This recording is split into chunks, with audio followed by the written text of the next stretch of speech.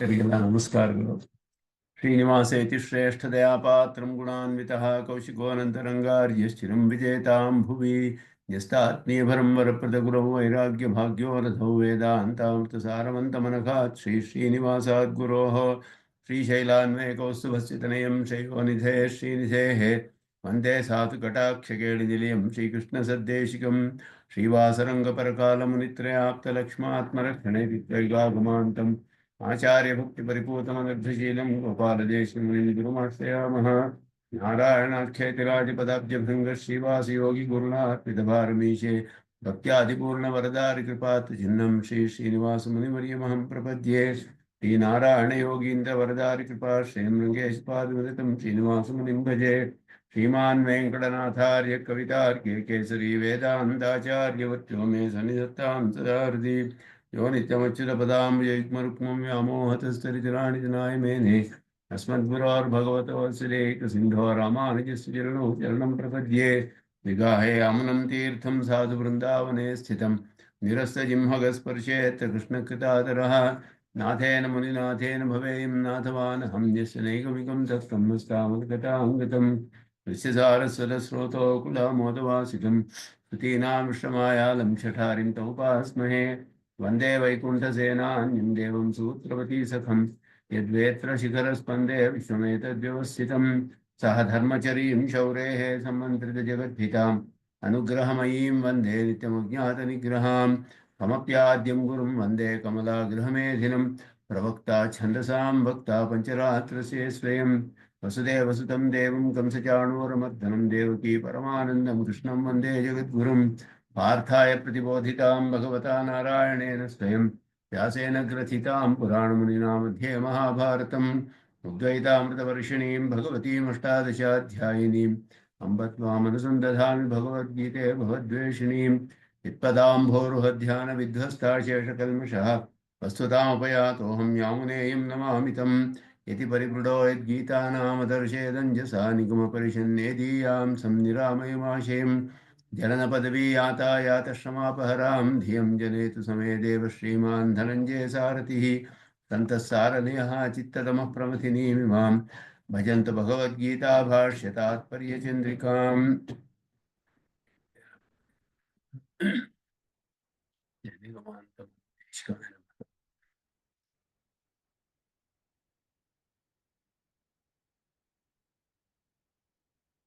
ಎರಡನೇ ಅಧ್ಯಾಯದ ಕಡೆಯ ಭಾಗದಲ್ಲಿ ಇದ್ದೀವಿ. ಕಡೆಯ ಕೆಲವು ಶ್ಲೋಕಗಳು.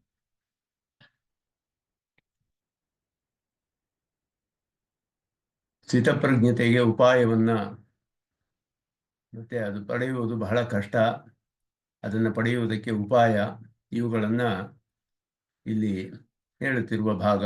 ಇದರಲ್ಲಿ ಪರಮಾತ್ಮನನ್ನ ಧ್ಯಾನ ಮಾಡಿ ಅವನ ಪ್ರಸಾದದಿಂದಲೇ, ಅವನ ಅನುಗ್ರಹದಿಂದಲೇ ಮನಸ್ಸಿನ ಶುದ್ಧಿಯನ್ನು ಪಡೆದು ನಂತರವೇ ಸ್ಥಿತಪ್ರಜ್ಞತೆ ಅನ್ನೋದು ಸಾಧ್ಯವಾಗುತ್ತೆ. ಇಂದ್ರಿಯ ನಿಗ್ರಹಗಳನ್ನ ಮಾಡಬೇಕು ಪೂರ್ಣವಾಗಿ. ಮನುಷ್ಯನು ತನ್ನ ಪ್ರಯತ್ನದಿಂದ ಮಾಡೋದು ಬಹಳ ಅಲ್ಪ. ಕಣ್ಣು ಮುಚ್ಚಿಕೊಂಡು ಕೂತಿರಬಹುದು ನಾವು, ಎದುರುಗಡೆ ವಿಷಯಗಳು ಕಾಣದೇ ಇರೋ ಹಾಗೆ. ಆದರೆ ಮುಖ್ಯವಾಗಿ ಈ ಇಂದ್ರಿಯಗಳ ನಿಯಮನ ಮಾಡುವುದು ಕಷ್ಟ. ಎಲ್ಲಿ ಅಂತ ಹೇಳಿದ್ರೆ, ಈ ಹಿಂದಿನ ಜನ್ಮಗಳಲ್ಲಿ ಅನಾದಿ ಕಾಲದಿಂದ ಅನುಭವಿಸಿರುವಂತಹ ಆ ಅನುಭವಗಳ ಅದರ ಪ್ರಭಾವ ಒಂದು ಸಂಸ್ಕಾರವನ್ನ ನಮ್ಮ ಜ್ಞಾನದಲ್ಲಿ ಉಂಟು ಮಾಡಿರುತ್ತೆ. ವಾಸನ ಅಂತ ಹೇಳೋದು. ಆ ವಾಸನ ಅನ್ನೋದು ಎಷ್ಟಿದೆ, ಯಾವ ರೀತಿಯಲ್ಲಿ ಪ್ರಭಾವವನ್ನು ಬೀರುತ್ತೆ, ಯಾವ ಕಾಲದಲ್ಲಿ ಹೇಗೆ ನಮ್ಮ ಮೇಲೆ ಪ್ರಭಾವ ಬೀರುತ್ತೆ, ನಮಗೆ ಅದು ಯಾವುದು ಕೂಡ ತಿಳಿಯೋದಕ್ಕೆ ಸಾಧ್ಯವೇ ಇಲ್ಲ. ಅದು ಅನಾದಿ ಕಾಲದಿಂದ ಕೋಟ್ಯಾಂತರ ಜನ್ಮಗಳಲ್ಲಿ ಉಂಟಾಗಿರುವಂತಹ ವಿಷಯ, ಅದು ವಾಸನ ಅಂತ ಹೇಳೋದು.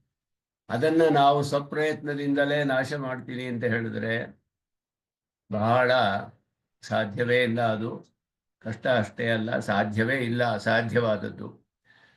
ನಮ್ಮ ಕೈಯಲ್ಲಿರೋ ಕೆಲವು ವಿಷಯಗಳಲ್ಲಿ ನಾವು ತಡೆದುಕೊಂಡ್ರು ಕೂಡ, ಪ್ರಯತ್ನ ಮಾಡಿ ಸ್ವಲ್ಪ ಮಟ್ಟಿಗೆ ಇಂದ್ರಿಯಗಳ ನಿಗ್ರಹ ಮಾಡಿದ್ರು ಕೂಡ ವಾಸನೆಯನ್ನ ಹೋಗಲಾಡಿಸೋದು ಸಾಧ್ಯವೇ ಇಲ್ಲ. ಅದನ್ನ ಪರಮಾತ್ಮನ ದಿವ್ಯಮಂಗಳ ವಿಗ್ರಹ ಧ್ಯಾನದಿಂದ, ಅವನ ಪ್ರಸಾದದಿಂದಲೇ ನಮಗೆ ಅದನ್ನು ಕಳೆದುಕೊಳ್ಳೋಕ್ಕೆ ಸಾಧ್ಯ ಅನ್ನುವ ವಿಷಯವನ್ನು ಇಲ್ಲಿ ಕೃಷ್ಣನು ಉಪದೇಶ ಮಾಡ್ತಾ ಇರುವಂತಹದ್ದು.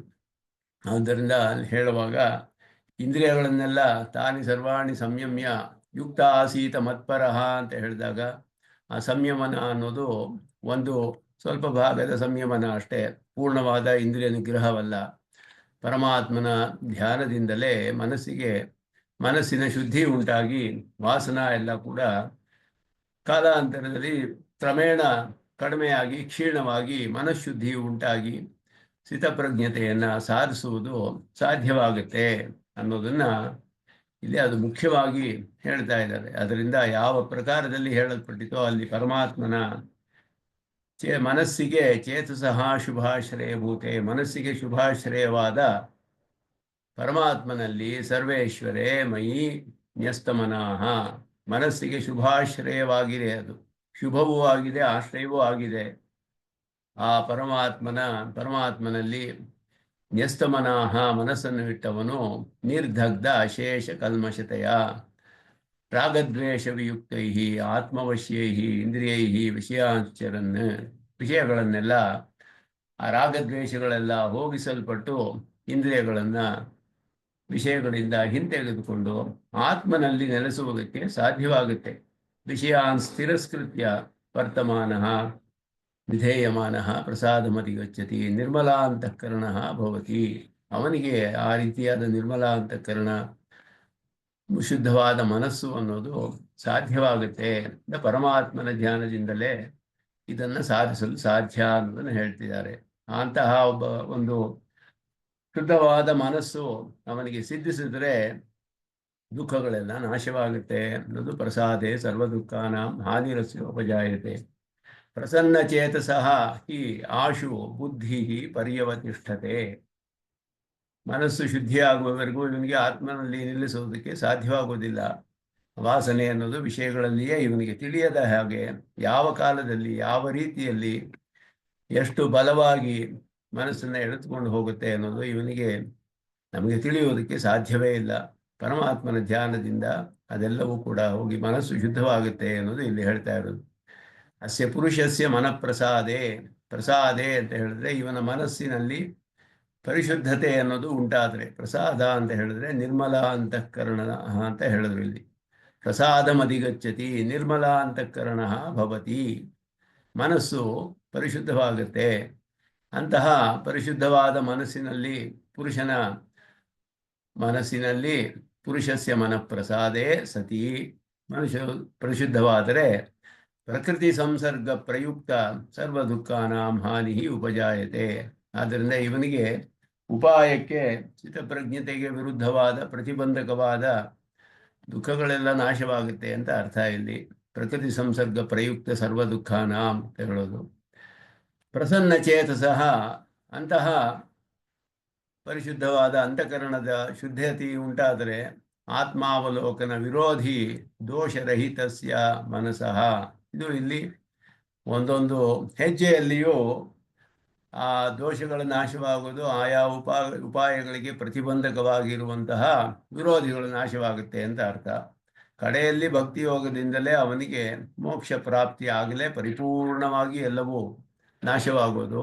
ಇಲ್ಲಿ ಹೇಳ್ತಿರುವ ಪರಮಾತ್ಮನ ಧ್ಯಾನ, ಅವನ ಒಂದು ಅನುಗ್ರಹ ಎಲ್ಲ ಆಯಾ ಉಪಾಯಗಳಿಗೆ ಇವನು ಆತ್ಮಾವಲೋಕನ ಮಾಡಬೇಕು ಅಂತ ಆರಂಭಿಸಿದ್ದಾನೆ ಸಂಕಲ್ಪವನ್ನು ಮಾಡಿಕೊಂಡು. ಆ ಆತ್ಮಾವಲೋಕನಕ್ಕೆ ವಿರುದ್ಧವಾದ ದೋಷಗಳೆಲ್ಲ ಈ ಮನಸ್ಸಿನ ಶುದ್ಧತೆಯಿಂದ ಹೋಗುತ್ತೆ.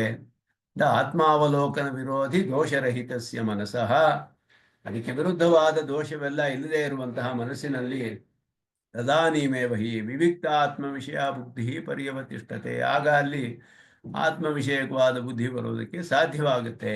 ಅತಃ ಮನಃಪ್ರಸಾದೇ ಸರ್ವ ದುಃಖಾನಾಂ ಹಾನಿರ್ಭವತ್ಯೇವ, ಆದ್ದರಿಂದ ಮನಸ್ಸು ಪ್ರಸನ್ನವಾದರೆ ಅಂದರೆ ಪರಿಶುದ್ಧವಾದರೆ ದುಃಖಗಳೆಲ್ಲ ನಾಶವಾಗುತ್ತೆ. ಆಗಲೇ ಅವನಿಗೆ ಆತ್ಮಾವಲೋಕನವು ಸಾಧ್ಯವಾಗುತ್ತೆ. ಬಹಳ ಶೀಘ್ರದಲ್ಲಿಯೇ ಅವನ ಮನಸ್ಸು ಆತ್ಮನಲ್ಲಿ ನೆಲೆಸುತ್ತೆ ಅನ್ನೋದನ್ನ ಇಲ್ಲಿ ಹೇಳ್ತಾ ಇರೋದು.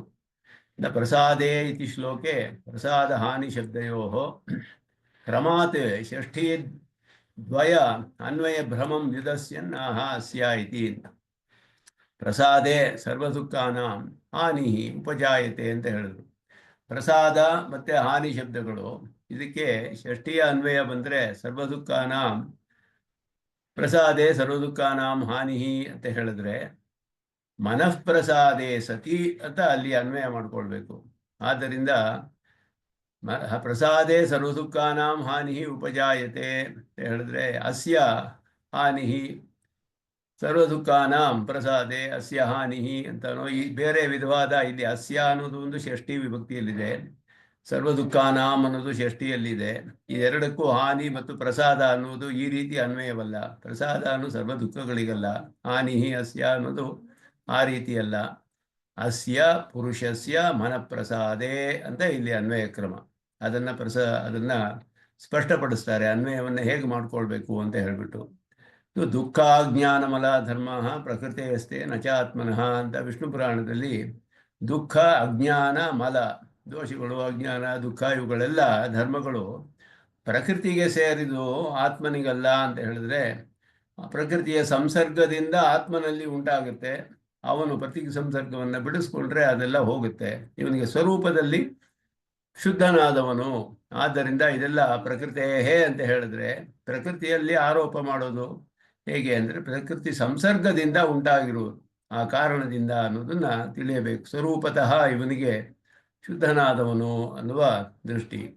ಇತ್ಯಾದಿ ಅಭಿಪ್ರೇತ ಔಪಾಧಿಕತ್ವೇನ, ಉಪಾಧಿ ಪ್ರಕೃತಿ ಎನ್ನುವ ಉಪಾಧಿಯಿಂದ ಬಂದಿರೋದು. ಹಾನಿಯೋಗ್ಯತ್ವಾರ್ಥ ಮಾಹ ಪ್ರಕೃತಿ ಇತಿ. ಆದ್ದರಿಂದ ಇದು ಔಪಾಧಿಕವಾದ್ದರಿಂದ ಉಪಾಧಿಯು ಕಳೆದುಕೊಳ್ಬೇಕು ನಾವು. ಉಪಾಧಿ ಅನ್ನೋದು ದೋಷ ಇಲ್ಲಿ, ಆದ್ದರಿಂದ ಅದನ್ನು ನಾವು ಕಳೆದುಕೊಳ್ಳಬೇಕು, ಅದನ್ನು ನಾಶಪಡಿಸ್ಕೊಳ್ಬೇಕು.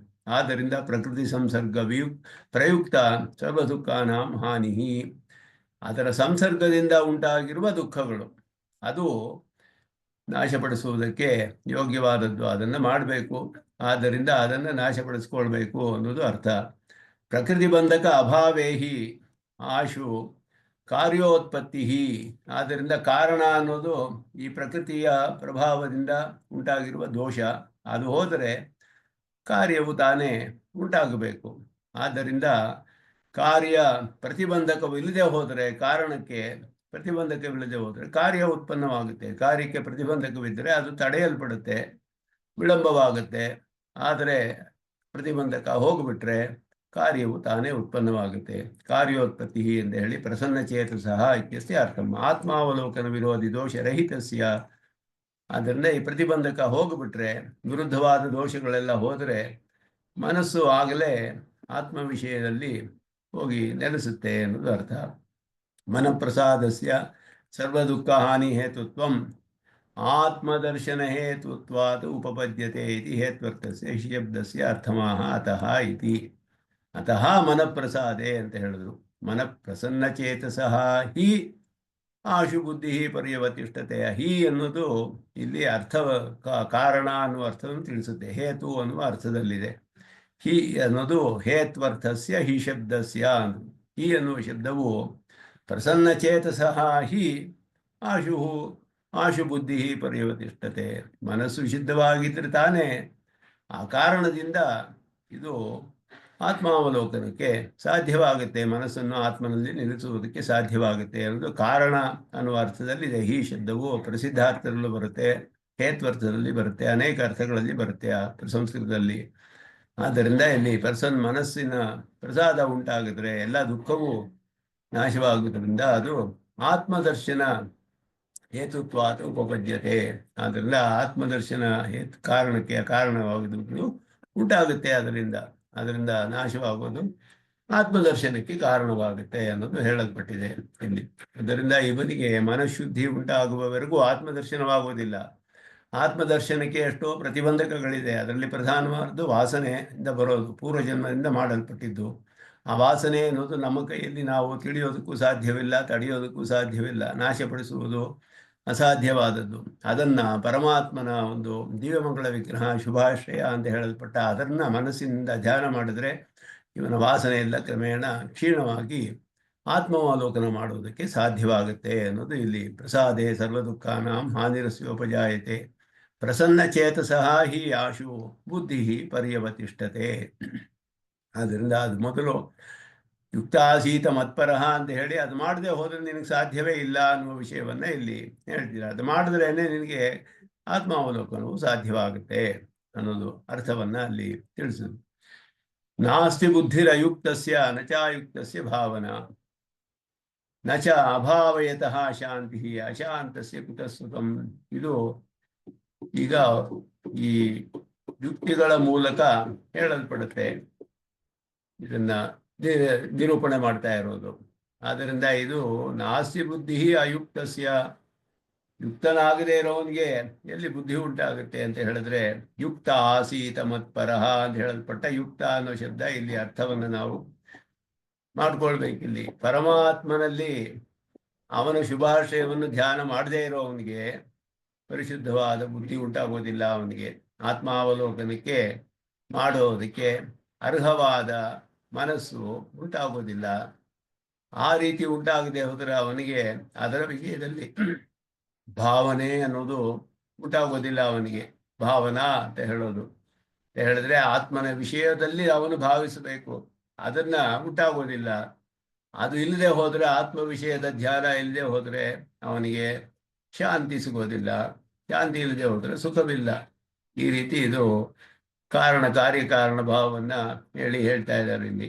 ಮಯಿ ಸನ್ಯಸ್ತ ಮನೋರಹಿತಸ್ಯ ಅಯುಕ್ತಸ್ಯ ಅನ್ನೋದು ಅದೇನೆ. ಮೈ ಸನ್ಯಸ್ತ ಮನೋರಹಿತಸ್ಯ, ನನ್ನಲ್ಲಿ ಇಡಲ್ಪಟ್ಟ, ಸಮ್ಯಕ್ ನ್ಯಸ್ತ, ನ್ಯಸ್ತ ಅಂದ್ರೆ ಇಡಲ್ಪಟ್ಟದ್ದು ಅಂತ. ಸನ್ಯಕ್ ನ್ಯಸ್ತ ಮನೋರಹಿತಸ್ಯ, ಮನಸ್ಸನ್ನು ನನ್ನ ಶುಭಾಶ್ರಯದಲ್ಲಿ ನಿಲ್ಲಿಸೇ ಹೋದರೆ, ಸ್ವಯತ್ನೇನ ಇಂದ್ರಿಯ ನಿಯಮನೆ ಪ್ರವೃತ್ತಸ್ಯ, ತನ್ನ ಪ್ರಯತ್ನದಿಂದಲೇ ಇಂದ್ರಿಯ ಮನಗಳನ್ನೆಲ್ಲ ನಿಯಮನ ಮಾಡ್ತೀನಿ ಅಂತ ಪ್ರವೃತ್ತನಾದರೆ ಪೂರ್ಣವಾಗಿ ಕದಾಚಿದಪಿ ವಿವಿಕ್ತ ಆತ್ಮ ವಿಷಯ ಬುದ್ಧಿ ನ ಸೇತ್ಸ್ಯತಿ. ನಾಸ್ತಿ ಬುದ್ಧಿ, ವಿವಿಕ್ತ ಆತ್ಮ ವಿಷಯವಾದ ಬುದ್ಧಿ ಎಂದಿಗೂ ಅವನಿಗೆ ಸಾಧ್ಯವಾಗುವುದಿಲ್ಲ.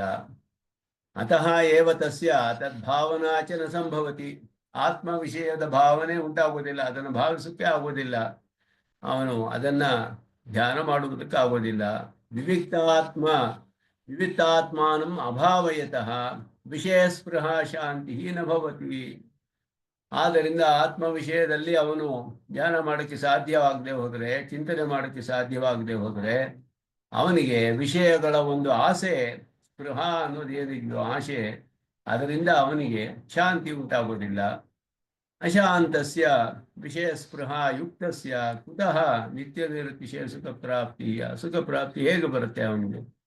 ಆದ್ದರಿಂದ ಅವನ ವಿಷಯಗಳಲ್ಲಿಯೇ ಹೋಗಿ ವಿಷಯಗಳೆಲ್ಲ ಧ್ಯಾನ ಮಾಡಿದ್ರೆ ಬರೀ ದುಃಖವೇ ಇರುತ್ತೆ ಅದರಲ್ಲಿ. ಇಲ್ಲ ದುಃಖ ಮೂಲ, ದುಃಖ ಅದು ಅಲ್ಪ, ಆಮೇಲೆ ಅಸ್ಥಿರ, ದುಃಖ ಮೂಲ, ದುಃಖೋದರ್ಥ, ದುಃಖ ಮಿಶ್ರ, ವಿಪರೀತ ಜ್ಞಾನ ಜನಕತ್ವ, ಸ್ವಾಭಾವಿಕ ಆನಂದ ವಿರುದ್ಧತ್ವ, ಸಪ್ತ ದೋಷಗಳನ್ನೇ ಹೇಳ್ತಾರೆ ಇಲ್ಲಿ. ಎಲ್ಲವೂ ವಿಷಯಗಳ ಧ್ಯಾನದಿಂದ ಬರುವಂತಹದ್ದು 7 ವಿಧವಾದ ದೋಷಗಳು. ಅಲ್ಪ ಅನ್ನೋದು ಒಂದು ಅಸ್ಥಿರವಾದದ್ದು, ಅಲ್ಪವಾದದ್ದು, ದುಃಖ ಮಿಶ್ರವಾದದ್ದು, ದುಃಖ ಮೂಲ, ದುಃಖೋದರ್ಕ, ಮೇಲೆ ಮೇಲೆ ದುಃಖವನ್ನು ಉಂಟು ಮಾಡುತ್ತೆ. ವಿಪರೀತ ಜ್ಞಾನ ಜನಕತ್ವ, ಸರಿಯಾದ ಜ್ಞಾನ ಉಂಟು ಮಾಡುವುದಿಲ್ಲ, ಅದಕ್ಕೆ ವಿರುದ್ಧವಾದ ಜ್ಞಾನ ಉಂಟು ಮಾಡುತ್ತೆ. ಮತ್ತೆ ಸ್ವಾಭಾವಿಕ ಆನಂದ ವಿರುದ್ಧತ್ವ, ಅದು ಸ್ವಾಭಾವಿಕವಾದ ಆನಂದವಲ್ಲ. ಇದೆಲ್ಲವೂ ಅವನಿಗೆ ಉಂಟಾದಾಗ ನಿತ್ಯ ನಿರತೆಯ ಸುಖ ಪ್ರಾಪ್ತಿ ಎಲ್ಲಿಂದ ಬರುತ್ತೆ ಅಂತ ಇಲ್ಲಿ ವಿಷಯ ಸ್ಪೃಹಾಯುಕ್ತಸ್ಯ ಕುತಃ ನಿತ್ಯ ನಿರತಿಶಯ ಸುಖ ಪ್ರಾಪ್ತಿ. ಅತ ಪೂರ್ವೋಕ್ತ ನ್ಯಾಯ ಪೂರ್ವೋಕ್ತ ಅನ್ಯೋನ್ಯಾಶ್ರಯ ಫಲಭೂತ ಆತ್ಮದರ್ಶನ ಅಸಿದ್ಧಿಂ, ಅನ್ಯೋನ್ಯ ಆಶ್ರಯವಾದಂತಹ ಫಲವಾದ ಆತ್ಮದರ್ಶನ ಸಿದ್ಧಿಂ ಬುದ್ಧಿನಾಶಾತ್ ಪ್ರಣಶ್ಯತಿ.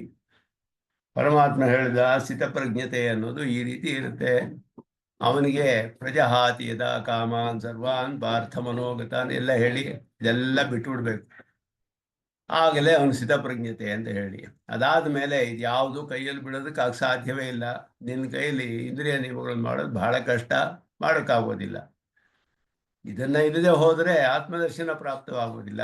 ಆತ್ಮದರ್ಶನ ಬೇಕಾದ ಇಂದ್ರಿಯ ನಿಯಮ ಮಾಡೋಕ್ಕೆ ಸಾಧ್ಯವಿಲ್ಲ. ಮತ್ತೆ ಹೇಗೆ ಇದನ್ನು ಸಾಧಿಸೋದು? ಇವಾಗ ಇದು ಅನ್ಯೋನ್ಯ ಆಶ್ರಯವಾಯಿತು, ಮ್ಯೂಚುವಲ್ ಡಿಪೆಂಡೆನ್ಸು. ಇಂದ್ರಿಯ ನಿಯಮನ ಇಲ್ಲದೆ ಆತ್ಮದರ್ಶನವಿಲ್ಲ. ಆತ್ಮದರ್ಶನವಿಲ್ಲದೆ ಹೋದರೆ ಅವನಿಗೆ ವಿಷಯಗಳಲ್ಲಿಯೇ ಹೋಗುತ್ತೆ ಇಂದ್ರಿಯಗಳು, ನಿಯಮಿಸಕ್ಕಾಗೋದಿಲ್ಲ. ಇದು ಅನ್ಯೋನ್ಯ ಆಶ್ರಯ ದೋಷ ಬಂತಲ್ಲ, ಅದನ್ನ ಅಲ್ಲಿ ಹೇಳಿದ್ರು.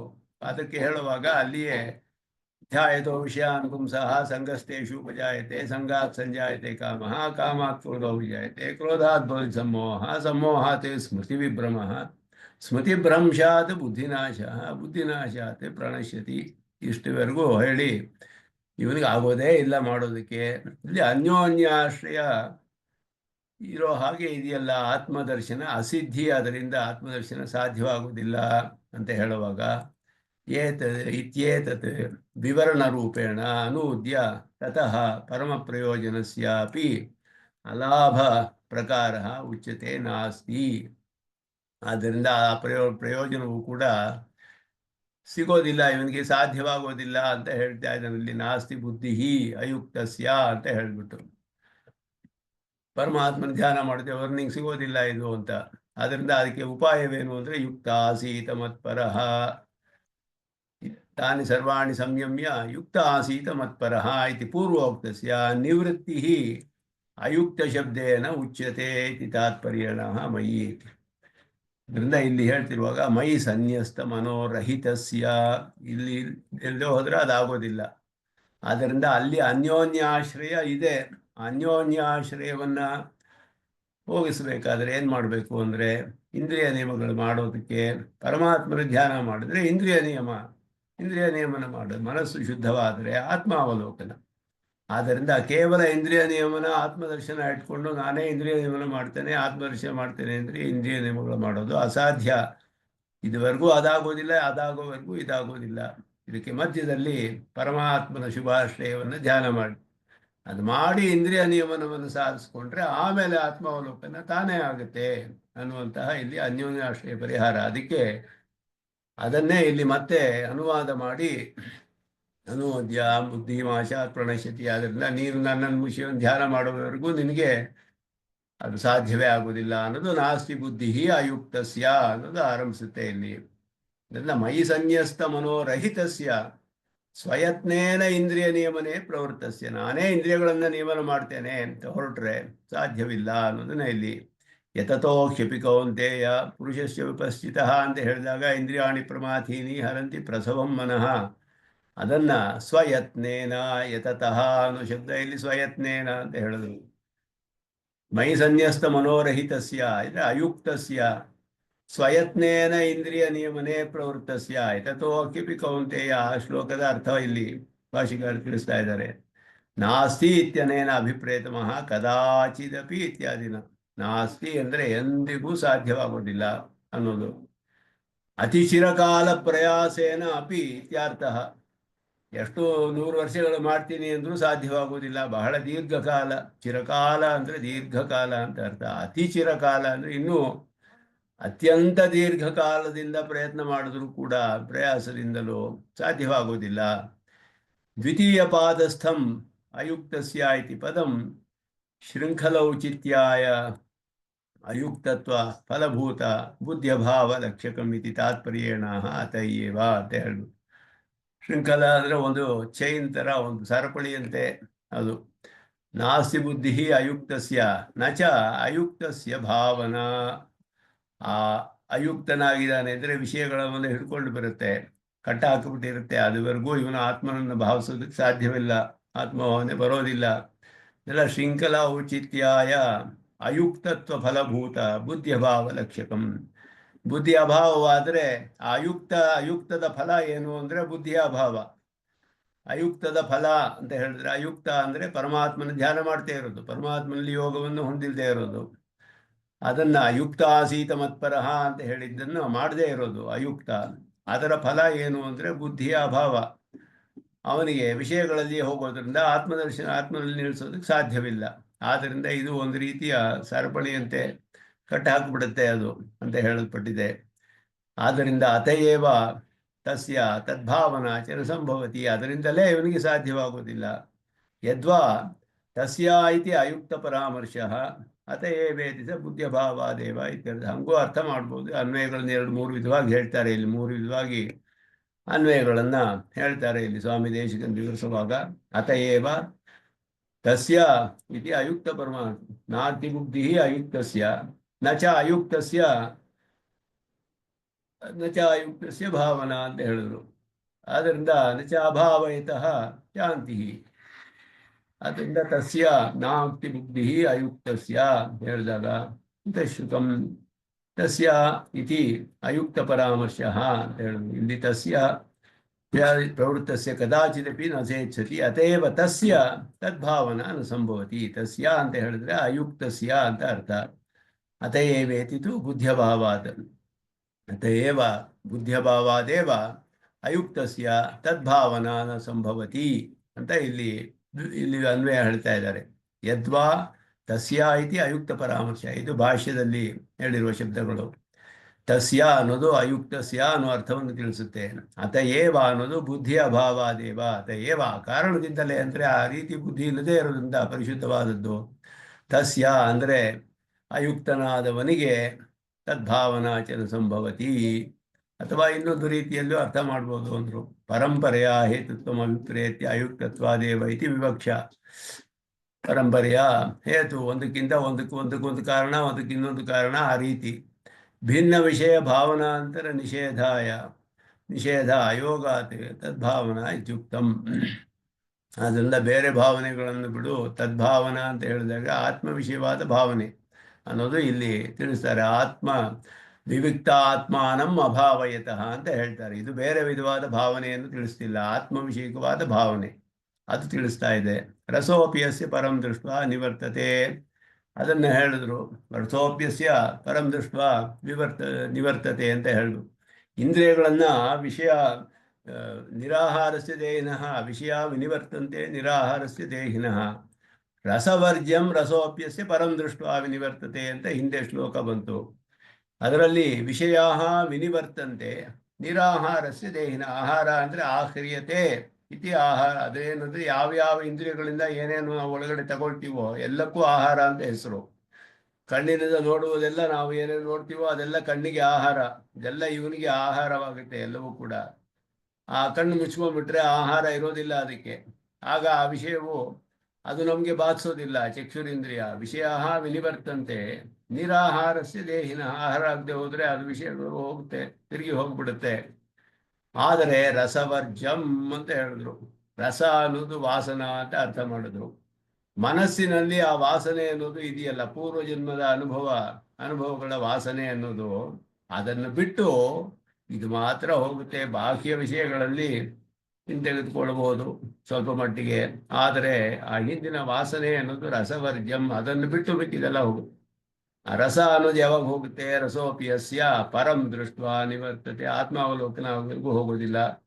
ಆತ್ಮಾವಲೋಕನ ಆದ್ರೆ ಆಗ್ಬೇಕಾದ್ರೆ ಇದು ವಾಸನೆಯನ್ನು ತಡೆಯೋದಕ್ಕಾಗೋದಿಲ್ಲ ನಮ್ಮ ಕೈಯಲ್ಲಿ. ಆದ್ದರಿಂದ ಯುಕ್ತ ಆಸೀತ ಮತ್ಪರ ಅಂತ ಹೇಳಲ್ಪಟ್ಟಿದ್ದು. ಅದನ್ನ ಇಲ್ಲಿ ಹೇಳ್ತಾ ಇದ್ದಾರೆ. ರಾಗದ್ವೇಷ ವಿಯುಕ್ತೈ ಹೇಳಿ ಸುಖೇಶು ವಿಗತ ಸ್ಪೃಹ ಇದೆಲ್ಲ ಹೇಳಿದವನು ಅವನಿಗೆ ಸ್ಥಿತಪ್ರಜ್ಞರ ಒಂದು ಸುಖೇಶು ವಿಗತ ಸ್ಪೃಹ ಅಂತ ಹೇಳಿದ್ರು. ರಾಗದ್ವೇಷ ವಿಯುಕ್ತೈಸ್ತು ವಿಷಯಾನಿ ಇಂದ್ರಿಯೈ ಚರನ್ ಆತ್ಮವಶ್ಯೈ ವಿಧೇಯಾತ್ಮ ಪ್ರಸಾದಮಧಿಗಚ್ಚತಿ. ರಾಗದ್ವೇಷಗಳೆಲ್ಲ ಹೋಗ್ಬೇಕು ಅವನಿಗೆ. ಆದ್ದರಿಂದ ಇಲ್ಲಿ ಸುಖೇಶು, ಆವಾಗ ಅವನಿಗೆ ಸ್ಪೃಹವೆಲ್ಲ ಹೋಗಿ ಸುಖಗಳಲ್ಲಿ ವಿಗತ ಸ್ಪೃಹ ಅಂತ ಹೇಳುದು. ಸುಖೇಶು ವಿಗತ ಸ್ಪೃಹ, ಸುಖಗಳಲ್ಲಿ ಎಲ್ಲ ಹೋದ್ರು ಅವನಿಗೆ ಆಸೆ ಇರಬಾರ್ದು. ಸ್ಪೃಹ ಅನ್ನೋದು ಆಳವಾದ ಆಸೆ ಅದಿರಬಾರ್ದು. ಆದ್ದರಿಂದ ವಿಷಯ ಸ್ಪೃಹ ಶಾಂತಿ ಅಂತ ಇಲ್ಲಿ ಆ ಸ್ಪೃಹ ವಿಗತ ಸ್ಪೃಹ ಅಂತ ಹೇಳ್ತಿದೆ. ಸುಖೇಶು ವಿಗತ ಸ್ಪೃಹ ಅಂತ ಹೇಳುದು ವಿಷಯ ಸ್ಪೃಹ ಶಾಂತಿ ಅನ್ನುವ ಶಬ್ದದಿಂದ ಹೇಳ್ತಾ ಇದ್ದಾರೆ. ಅದನ್ನೇ ಇಲ್ಲಿ ಸ್ಪಷ್ಟಪಡಿಸ್ತಾರೆ. ಇತ್ಯಾದಿ ಅನುಗುಣ್ಯೇನ ಶಾಂತಿಂ ವಿಷನಷ್ಟಿ ವಿಷಯ ಸ್ಪೃಹ ಶಾಂತಿ ರೀತಿ ಅಂತ ಹೇಳೋದು. ಎಲ್ಲ ವಿಷಯ ಸ್ಪೃಹ ಶಾಂತಿ ಇದೆಲ್ಲ ಹಿಂದಿನ ಹೇಳಲ್ಪಟ್ಟ ಶ್ಲೋಕಗಳ ಅರ್ಥಗಳನ್ನೆಲ್ಲ ಸೇರಿಸಿ ಇಲ್ಲಿ ಈ ಶ್ಲೋಕದಲ್ಲಿ ಭಾಷ್ಯಕಾರರು ವ್ಯಾಖ್ಯಾನ ಮಾಡುವಾಗ ಆ ಎಲ್ಲ ಅರ್ಥಗಳನ್ನು ಹೇಳಿ ಅದೇ ಅರ್ಥಗಳನ್ನೇ ಇಲ್ಲಿ ಈ ಶ್ಲೋಕದಲ್ಲಿಯೂ ಹೇಳಲ್ಪಟ್ಟಿರೋದು. ಅಶಾಂತಸ್ಯೈವ ಸ್ವರ್ಗಾದಿ ಸುಖ ಲಾಭಾದ ಅಮೃತತ್ವ ಪ್ರಕರಣ ಪ್ರಸಿದ್ಧಂ ಸುಖಸ್ಯ ವಿಶೇಷಮಃ ನಿತ್ಯ ನಿರತಿಶಯ ಇತಿ. ಸ್ವರ್ಗಾದಿ ಸುಖಗಳಿಗಿಂತ ವಿಶೇಷವಾದದ್ದು ಇದು. ಆದ್ದರಿಂದ ಇದನ್ನ ನಿತ್ಯ ನಿರತಿಶಯ ಅಂತ ಹೇಳಿದ್ರು. ಸುಖ ಪ್ರಾಪ್ತಿ ಅಂತ ಹೇಳಿದ್ರು. ನಿತ್ಯ ನಿಶ್ಚಯ ಪ್ರೀತಿಯ ಸುಖ ಪ್ರಾಪ್ತಿ ಅಂತ ಹೇಳಿದ್ರೆ ಆತ್ಮದರ್ಶನವು ಸ್ವರ್ಗಾದಿ ಸುಖಗಳಿಗಿಂತ ಅತ್ಯಂತ ಅಧಿಕವಾದದ್ದು ಅಂತ ಹೇಳಲ್ಪಟ್ಟಿದೆ. ಆತ್ಮಜ್ಞಾನ, ಆತ್ಮದಲ್ಲಿರುವ ಸುಖ ಆದ್ದರಿಂದ ಇದಕ್ಕೆ ಸ್ವರ್ಗಾದಿ ಸುಖಗಳಲ್ಲ ಇಲ್ಲಿ. ಅಶಾಂತನಾದವನಿಗೆ ಸ್ವರ್ಗಾದಿ ಸುಖ ಲಾಭಾತಿ, ಸ್ವರ್ಗವೇ ಮೊದಲಾದಲ್ಲಿ ಹೋಗಿ ಅನುಭವಿಸ್ತಾನಲ್ಲ, ಅಮೃತತ್ವ ಪ್ರಕರಣ ಸಿದ್ಧಂ ಅಂದರು. ಲಾಭಾತಿ ಅಮೃತತ್ವ ಪ್ರಕರಣ ಸಿದ್ಧಂ ಸುಖಸ್ಯ ವಿಶೇಷಮಾಹ. ಇಲ್ಲಿ ಹೇಳ್ತಾ ಇರೋದು ಅಮೃತತ್ವ ಪ್ರಕರಣ. ಆದ್ದರಿಂದ ಈ ಸುಖ ಅನ್ನೋದು ಬೇರೆ, ಅದು ಬೇರೆ. ನಿತ್ಯ ನಿರ್ತೆಯ ಸುಖ ಅನ್ನೋದು ಪ್ರಾಪ್ತಿ ಆಗೋದಿಲ್ಲ ಅವನಿಗೆ. ಅಂದರೆ ಇಲ್ಲಿ ಆತ್ಮದರ್ಶನ ಮಾಡಿಕೊಂಡು ಮುಂದೆ ಪರಮಾತ್ಮ ದರ್ಶನವೂ ಆಗುತ್ತೆ ಅವನಿಗೆ. ಆದ್ದರಿಂದ ಕಡೆಯಲ್ಲಿ ಅವನಿಗೆ ಮೋಕ್ಷವು ಪ್ರಾಪ್ತಿಯಾಗುತ್ತೆ. ಆದ್ದರಿಂದ ಇದು ಸ್ವರ್ಗಾದಿ ಸುಖಗಳಂತೆ ಹೇಳ್ತಿರುವ ಉಪಾಯವಲ್ಲ ಇದು. ಇದು ಬ್ರಹ್ಮ ವಿದ್ಯಾ ಪ್ರಕರಣ. ಆದ್ದರಿಂದ ಇಲ್ಲಿ ಹೇಳ್ತಾ ಇರೋದು ಕಡೆಯಲ್ಲಿ ಇವನಿಗೆ ಮುಮುಕ್ಷುವಾದವನೇ ಆತ್ಮದರ್ಶನ ಮಾಡಿದ್ರು ಅವನು ಪರಮಾತ್ಮನ ಶೇಷತ್ವಜ್ಞಾನದೊಳಗೆ ಮಾಡ್ತಾನೆ. ಆದರೆ ಆತ್ಮದರ್ಶನವನ್ನೇ ಇಚ್ಛೆ ಪಡೋದ್ರಿಂದ ಅದರಲ್ಲೇ ಸ್ವಲ್ಪ ಕಾಲ ಇದ್ದು ನಂತರ ಪರಮಾತ್ಮನನ್ನು ಪಡೆದುಕೊಳ್ತಾನೆ. ಅಂತಹ ಅಧಿಕಾರಿಯನ್ನೇ ಇಲ್ಲಿ ಗೀತೆಯಲ್ಲಿ ಹೇಳಿರೋದು. ಕೇವಲ ಆತ್ಮನಲ್ಲ, ಪರಮಾತ್ಮನನ್ನು ಬಿಟ್ಟ ಆತ್ಮನಲ್ಲ. ಯಾಕೆ ಅಂದರೆ ಅವನ ದಿವ್ಯಮಂಗಳ ವಿಗ್ರಹವನ್ನು ಧ್ಯಾನ ಮಾಡಲೇಬೇಕು ಅಂತ ಇಲ್ಲಿ ಹೇಳಲ್ಪಟ್ಟಿದೆ. ಅದನ್ನು ಧ್ಯಾನ ಮಾಡಿಯೇ ಇವನಿಗೆ ಮನಸ್ಸಿನ ದೋಷವೆಲ್ಲ ಹೋಗುವಂಥದ್ದು. ಆದ್ದರಿಂದ ಅನೇನ ಶ್ಲೋಕೇನ ಪ್ರತ್ಯಾಹಾರಾದಿ ಯೋಗ ಅವಯವ ಚತುಷ್ಟಯಸ್ಯ ತತ್ಫಲಸ್ಯ ನಿಶ್ರೇಯಸಸ್ಯ ಚ ಯಥಾ ಸಂಭವಂ ಅಭಿಧಾ ತಾತ್ಪರ್ಯಾಭ್ಯಾಂ ಪೂರ್ವ ಅಭಾವಾತ್ ಉತ್ತರೋತ್ತರಸ್ಯ ಅಲಾಭ ಸೂಚಿತೋ ಭವತಿ ಅಂತ ಹೇಳಿದರು. ಈ 4 ಅವಯವಗಳು ಹೇಳಲ್ಪಟ್ಟಂತಹ ಅಷ್ಟಾಂಗ ಯೋಗದಲ್ಲಿ ಹೇಳಲ್ಪಟ್ಟ ಪ್ರತ್ಯಾಹಾರ, ಧಾರಣ, ಧ್ಯಾನ, ಸಮಾಧಿ 4 ಅವಯವಗಳು ಹೇಳಲ್ಪಟ್ಟಿದೆ. ಅದರಲ್ಲಿ ಅದರ ಫಲವಾದದ್ದು ನಿಶ್ರೇಯಸ್ ಅಂತ ಹೇಳಿದ್ರು. ಮೋಕ್ಷವೇ ಫಲ ಅಂತ ಹೇಳಲ್ಪಟ್ಟಿತು. ಅದಕ್ಕೆ ಯಥಾಸಂಭವಂ ಅಭಿಧಾ ತಾತ್ಪರ್ಯಾಭ್ಯಾಂ. ಅಭಿಧಾ ಅಂದರೆ ಶಬ್ದದಲ್ಲಿಯೇ ಸ್ಪಷ್ಟವಾಗಿ ಮುಖ್ಯ ಅರ್ಥವಾಗಿ ತಿಳಿಯುವಂತಹದ್ದು. ಶಬ್ದಕ್ಕೆ ಮುಖ್ಯ ಅರ್ಥಕ್ಕೆ ಅಭಿಧಾವೃತ್ತಿ ಅಂತ ಹೆಸರು.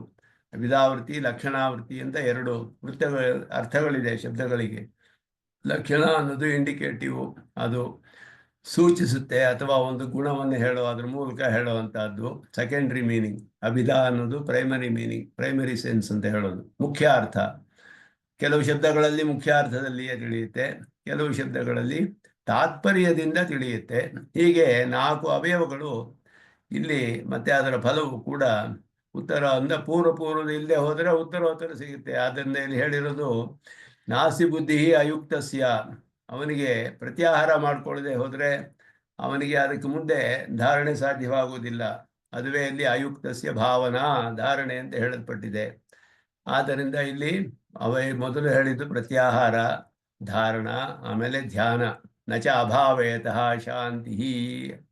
ಭಾವನೆಯಿಂದ ಅವನು ಧ್ಯಾನ ಮಾಡ್ತಾನೆ, ಅವನಿಗೆ ಸಮಾಧಿ ಸಿಗೋದಿಲ್ಲ. ಸಮಾಧಿ ಇರುವವರೆಗೂ ಸುಖ ಸಿಗೋದಿಲ್ಲ. ಶಾಂತಸ್ಯ ಕುತಃ ಸುಖಂ. ಈ 4 ಕೂಡ 4 ಅದರಲ್ಲಿ ಕೆಲವು ತಾತ್ಪರ್ಯದಿಂದ ಸಿಗುತ್ತೆ. ಸುಖ ಅಂತ ಹೇಳಿದೆ ಹೊರತು ಸ್ಪಷ್ಟವಾಗಿ ಹೇಳಲಿಲ್ಲ. ಇಲ್ಲಿ ಭಾವನಾ ಅನ್ನೋದು ಧ್ಯಾನವನ್ನು ತಿಳಿಸುತ್ತೆ. ಅಯುಕ್ತನಾದವನಿಗೆ ಬುದ್ಧಿ ಇಲ್ಲ ಅನ್ನೋದು ಪ್ರತ್ಯಾಹಾರವನ್ನು ತಿಳಿಸುತ್ತೆ. ಪ್ರತ್ಯಾಹಾರ, ಧಾರಣ, ಧ್ಯಾನ, ಸಮಾಧಿ 4 ಅವಯವಗಳು ಯೋಗದಲ್ಲಿ, ಅಷ್ಟಾಂಗ ಯೋಗದಲ್ಲಿ ಹೇಳಿರುವಂತಹದ್ದು. ಪ್ರತ್ಯಾಹಾರಾದಿ ಯೋಗ ಅವಯವ ಚತುಷ್ಟಯಸ್ಯ ತತ್ಫಲಸ್ಯ ನಿಶ್ರೇಯಸಶ್ಚ. ನಿಶ್ರೇಯಸವೇ ಫಲ. ಅದಕ್ಕೆ ಯಥಾಸಂಭವಂ, ಅದಕ್ಕೆ ಅನುಗುಣವಾಗಿ ಕೆಲವು ಅಭಿಧಾ, ಕೆಲವು ತಾತ್ಪರ್ಯ ನೇರವಾಗಿ ತಿಳಿಯುತ್ತೆ. ಕೆಲವು ತಾತ್ಪರ್ಯದಲ್ಲಿ ಪೂರ್ವ ಅಭಾವಾದ, ಹಿಂದಿನದಿಲ್ಲ ಅಂದ್ರೆ ಮುಂದಿನ ಸಿಕ್ಕೋದಿಲ್ಲ. ಪ್ರತ್ಯಾಹಾರ ಮಾಡದೆ ಹೋದ್ರೆ ಧಾರಣೆ ಆಗಲ್ಲ, ಧಾರಣೆ ಮಾಡದವ್ರು ಧ್ಯಾನ ಆಗೋದಿಲ್ಲ, ಧ್ಯಾನವಿದ್ದವರು ಸಮಾಧಿ ಆಗೋದಿಲ್ಲ. ಆದ್ದರಿಂದ ಪೂರ್ವ ಅಭಾವಾತ್ ಉತ್ತರೋತ್ತರಸ್ಯ ಅಲಾಭ ಸೂಚಿತ. ಇಲ್ಲೂ ಅದೇ ಹೇಳಿರೋದು. ನಾಸ್ತಿ ಬುದ್ಧಿ ಅಯುಕ್ತಸ್ಯ ನಚಾಯುಕ್ತಸ್ಯ ಭಾವನಾ ಅಭಾವೇತಃ ನ ಶಾಂತಿ ಅಶಾಂತಸ್ಯ ಸುಖಂ ನಾಸ್ತಿ. ಹೀಗೆ ಹೇಳಿರೋದು. ಅದೇ ರೀತಿಯಲ್ಲಿ ಅಷ್ಟಾಂಗ ಯೋಗದ ಇದು ಇಲ್ಲಿ ಹೇಳಲು ಸೂಚಿತವಾಗಿದೆ ಅಂತ ಸ್ವಾಮಿ ದೇಶಿಕನ್ ತಿಳಿಸ್ತಾರೆ ವಿಶೇಷವಾಗಿ. ಮತ್ತೆ ಅದನ್ನೇ ಪುನಃ ಅಪಿ, ಮತ್ತೆ ಅದೇ ಹೇಳಲ್ಪಡುತ್ತೆ. ಇದು ಬಹಳ ಪ್ರಧಾನವಾದದ್ದು ತಿಳಿಸುತ್ತೆ. ಪುನಃ ಅಪಿ ಅಂದರೆ ಯಾವುದು ಕೂಡ ಕೆಲವು ಶ್ರುತಿಗಳಲ್ಲಿಯೂ ಕೂಡ ಮತ್ತೆ ಹೇಳುತ್ತೆ. ಶ್ರುತಿಯು ಕೂಡ ಅದಕ್ಕೆ ಹೇಳ್ತಾರೆ ಒಂದು ಕಡೆ, ಶ್ರುತಿ ನಾಂ ಜಾಮಿತ ನಾಸ್ತಿ ಅಂತ ಹೇಳ್ಬಿಟ್ಟು. ಶ್ರುತಿಗೆ ಆಲಸ್ಯವಿಲ್ಲವಂತೆ, ಯಾವೊಂದು ಬೇಜಾರೇ ಇಲ್ಲದೆ ಎಷ್ಟು ಸತಿ ಬೇಕಾದರೂ ಹೇಳುತ್ತೆ. ಯಾವುದೋ ಒಂದು ಇದಿಲ್ಲ ಶ್ರುತಿಗಳಿಗೆ, ಸೋಮರಿತನವಿಲ್ಲ. ಬೇಕಾದರೂ ಉಪದೇಶವನ್ನು 10 ಸತಿ ಮಾಡುತ್ತೆ, ಒಂದೇ ಉಪದೇಶವನ್ನು. ತುಂಬ ಮುಖ್ಯವಾದ ಉಪದೇಶವಾದರೆ 10 ಸತಿ ಮಾಡೋದಕ್ಕೂ ಅದು ಹಿಂತಿರುಗದು ನೋಡೋದಿಲ್ಲ ಶ್ರುತಿ ಅಂತ ಹೇಳಿ ಶಂಕರರ ವಾಕ್ಯ. ಶ್ರುತೀನಾಂ ಜಾಮಿತಾ ನಾಸ್ತಿ ಅಂತ ಶಂಕರಾಚಾರ್ಯ ಹೇಳ್ತಾ ಒಂದು ಕಡೆ. ಶ್ರುತಿಗಳಿಗೆ ಬೇಜಾರಾಗೋದಿಲ್ವಂತೆ, ಎಷ್ಟು ಸತಿ ಬೇಕಾದರೂ ಅವು ಮುಖ್ಯವಾದ ಅರ್ಥವನ್ನು ಮತ್ತೆ ಮತ್ತೆ ತಿಳಿಸುತ್ತೆ. ಹಾಗೆ ಗೀತೆಯಲ್ಲಿಯೂ ಹಾಗೆಯೇ ಮುಖ್ಯವಾದ ವಿಷಯಗಳು ಅನೇಕ ಸತಿ ಬರುತ್ತೆ. ಅದರಲ್ಲಿ ಪುನರುಕ್ತಿ ದೋಷ ಅನ್ನೋದಿಲ್ಲ, ಬೇರೆ ರೀತಿಯಲ್ಲಿ ಹೇಳಲ್ಪಟ್ಟಿರುತ್ತೆ ಮತ್ತೆ ಮತ್ತೆ ಮುಖ್ಯವಾದ ಉಪದೇಶಗಳು. ಅದನ್ನೇ ಇಲ್ಲಿ ಭಾಷ್ಯಕಾರ ತಿಳಿಸ್ತಾರೆ, ಪುನರಪಿ ಮತ್ತೆ ಅದೇ ಹೇಳಲ್ಪಡುತ್ತೆ ಅಂತ ಹೇಳಿದ್ರು. ಅಯುಕ್ತೇನ ಪ್ರಕಾರೇಣ ಇಂದ್ರಿಯ ನಿಯಮನಂ ಅಕುರ್ವತಃ ಅನರ್ಥಮಾಹ. ಹಿಂದೆ ಅಯುಕ್ತನಾದರೆ ನಿನಗೆ ಸಿಗೋದೇ ಇಲ್ಲ ಅಂತ ಹೇಳಿದ್ರು. ಆ ಪರಮಾತ್ಮನ ಶುಭಾಶ್ರಯದ ಧ್ಯಾನ ಎಷ್ಟು ಪ್ರಧಾನವಾದದ್ದು. ಆ ವಾಸನ ಅನ್ನೋದು ಜನ್ಮಾಂತರ ಕೋಟಿ ಅಂತರಿತಾಪಿ ವಾಸನ ನನಶ್ಯತಿ ಅಂತ ಹೇಳೋ ಹಾಗೆ, ಎಷ್ಟು ಕೋಟಿ ಜನ್ಮಗಳಾದರೂ ಹೋಗೋದಿಲ್ಲ ಅದು. ಯಾವ ಕಾಲದಲ್ಲಿ ಹೇಗೆ ನಮ್ಮನ್ನು ಎಳೆದು ಬಿಡುತ್ತೆ ಅಂತ ಹೇಳೋಕ್ಕಾಗೋದಿಲ್ಲ. ಮನಸ್ಸನ್ನು ಚಲಿತವಾಗಿಬಿಡುತ್ತೆ.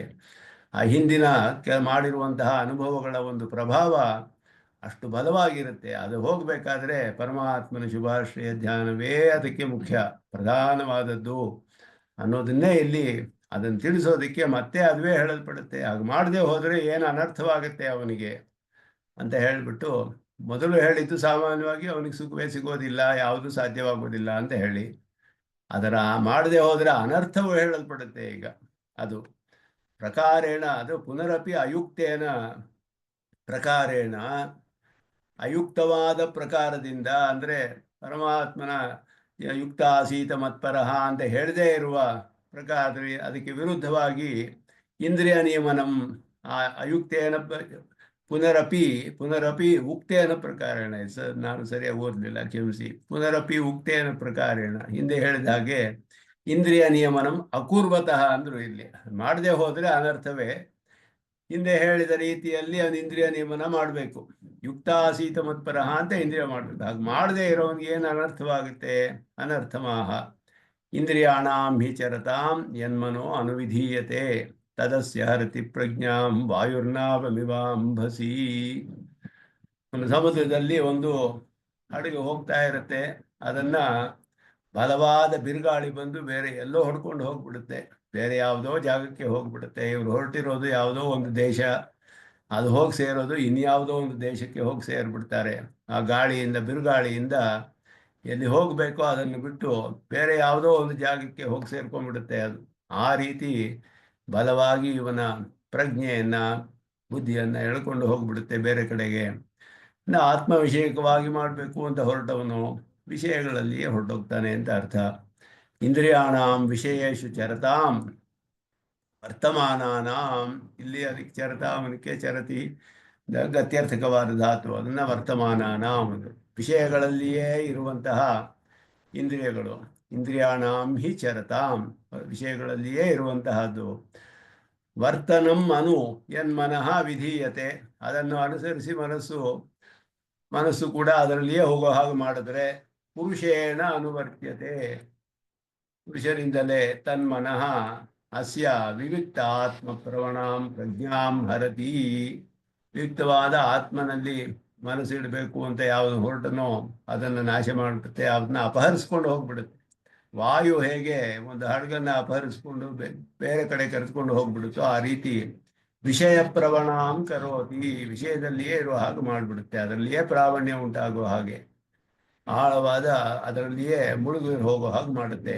ಯಥಾ ಅಂಬಸಿ ನೀಯಮಾನಾಂ ನಾವಂ, ಸಮುದ್ರದಲ್ಲಿ ಕರ್ಕೊಂಡು ಹೋಗ್ತಿರುವಂತಹ ಹಡಗನ್ನ ಪ್ರತಿಕೂಲೋ ವಾಯು ಹೇಳಿದ್ರು. ಇದು ಪ್ರತಿಕೂಲವಾದ ವಾಯು, ಅನುಕೂಲವಲ್ಲ ಇದು.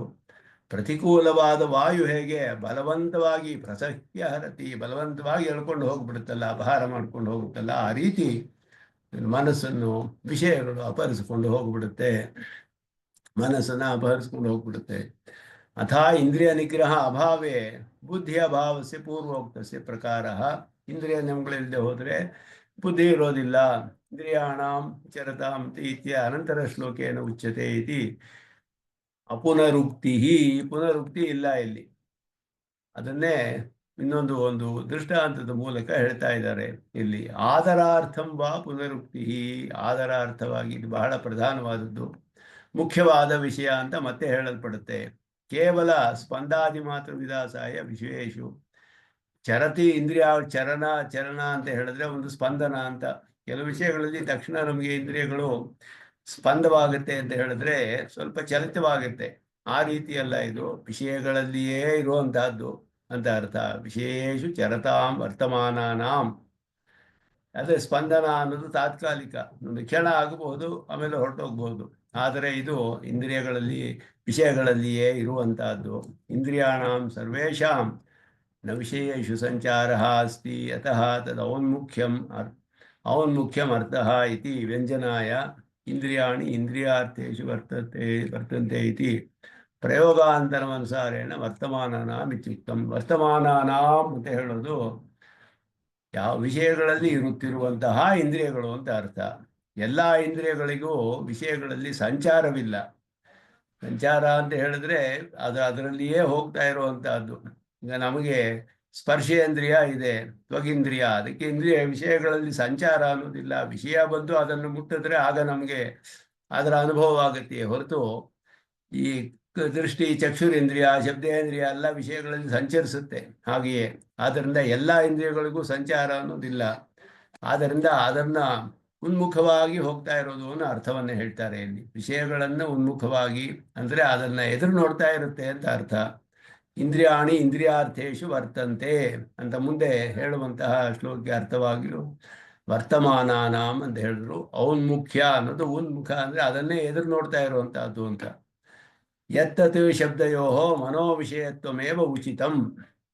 ಇಂದ್ರಿಯಾಣ ಹಿ ಯತ್ ಮನಃ ಅನುವಿಧೀಯತೆ ತತ್ ಅಸ್ಯ ಪ್ರಜ್ಞಾಂ ಹರತಿ. ಯತ್ ಮನಃ ಅನುವಿಧೀಯತೆ ತತ್ ಅಸ್ಯ. ಯತ್ ತಥಾ ಶಬ್ದಗಳಿಗೆ ಯಾವುದು ವಿಷಯ ಇಲ್ಲಿ ಅಂತ ಹೇಳಿದ್ರೆ ಇಂದ್ರಿಯಾಣಾಂ ಹಿ ಚರತಾಂ ಯತ್. ಯತ್ ಅಂತ ಹೇಳೋದು ಮನಸ್ಸೇ ವಿಷಯ ಇಂದ್ರಿಯಗಳಿಗೆ. ಆದ್ದರಿಂದ ಇಲ್ಲಿ ಮನೋವಿಷಯತ್ವಮೇವ ಉಚಿತಂ ಅಂತ ಹೇಳೋದು. ಮನಸ್ಸೇ ಅದಕ್ಕೆ ವಿಷಯ ಅಂತ ಹೇಳಿದೆ. ಪ್ರಜ್ಞಾಹರಣೆ ತಸ್ಯೈವ ಪ್ರಧಾನತ್ವಾತ್. ಬುದ್ಧಿಯನ್ನು ಅಪಹಾರ ಮಾಡಬೇಕಾದ್ರೆ ಮನಸ್ಸು ಪ್ರಧಾನವಾದದ್ದು. ಮನಸ್ಸಿನ ಮೂಲಕವೇ ಎಲ್ಲ ಇಂದ್ರಿಯಗಳ ವ್ಯಾಪಾರ ಆಗುವಂತಹದ್ದು. ಆತ್ಮನಿಗೂ ಮನಸ್ಸಿಗೂ ಮೊದಲು ಸಂಯೋಗ, ಮನಸ್ಸಿಗೂ ಇಂದ್ರಿಯಗೂ ನಂತರ ಸಂಯೋಗ, ಇಂದ್ರಿಯಗಳಿಗೆ ಅರ್ಥಗಳೊಡನೆ ಸಂಯೋಗ. ಹೀಗೆ ನಮಗೆ ಪ್ರತ್ಯಕ್ಷ ಜ್ಞಾನ ಉಂಟಾಗೋದು ಹೇಗೆ ಅಂದರೆ ಸನ್ನಿಕರ್ಷ ಜನ್ಯ ಜ್ಞಾನಂ ಪ್ರತ್ಯಕ್ಷಂ ಅಂತ ಹೇಳಿದ್ರು. ಪ್ರತ್ಯಕ್ಷ ಜನ್ಮಕ್ಕೆ ಜ್ಞಾನ ಹೇಗೆ ಬರುತ್ತೆ ಅಂದ್ರೆ ಆತ್ಮ ಮನಸ್ಸು ಸಂಯುಜ್ಯತೆ ಮನಃ ಇಂದ್ರಿಯೇಣ ಇಂದ್ರಿಯಾಣಿ ವಿಷಯೇಶು ಅಂತ ಹೇಳಿದ್ರು.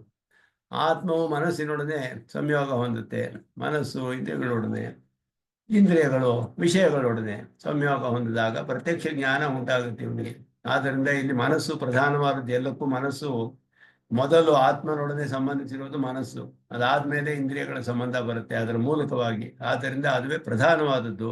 ಇವನು ಜ್ಞಾನವನ್ನು ಅಪಹರಿಸೋದಕ್ಕೆ ಮನಸ್ಸೇ ಪ್ರಧಾನವಾದದ್ದು. ಆದ್ದರಿಂದ ಇಂದ್ರಿಯಗಳು ಕೂಡ ಮನಸ್ಸಿನ ಮೂಲಕವೇ ಆತ್ಮನಿಗೆ ವಿಷಯಗಳನ್ನು ತಿಳಿಸುತ್ತೆ, ನೇರವಾಗಿ ತಿಳಿಸೋದಿಲ್ಲ. ಕಣ್ಣನ್ನು ನೋಡ್ತಾ ಇದ್ರೆ ಅದು ಮನಸ್ಸಿಗೆ ಅದರಿಂದ ಆ ವಿಷಯವು ಬಂದು ಮನಸ್ಸಿನಿಂದ ಆತ್ಮನಿಗೆ ಬರುತ್ತೆ ಅನ್ನೋದು ತಿಳಿಯುತ್ತೆ ನಮಗೆ.